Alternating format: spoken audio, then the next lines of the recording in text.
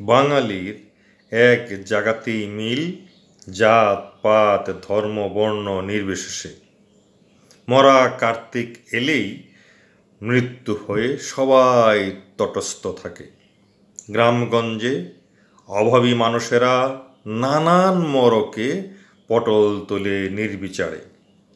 কার্তিক সংক্রান্তিতে ছেলেমেয়েরা ভোলায় আগুন ধরিয়ে ছোটাছুটি করে।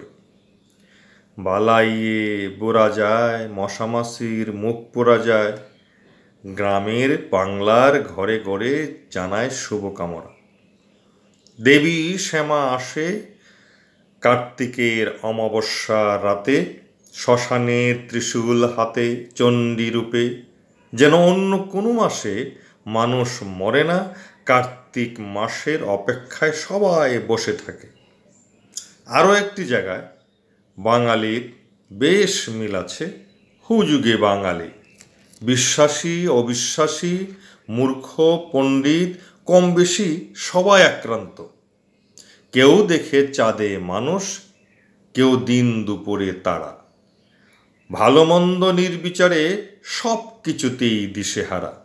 মাগনা আলকাত্রা খেতেও হুড়োহুড়ি বাঙালির।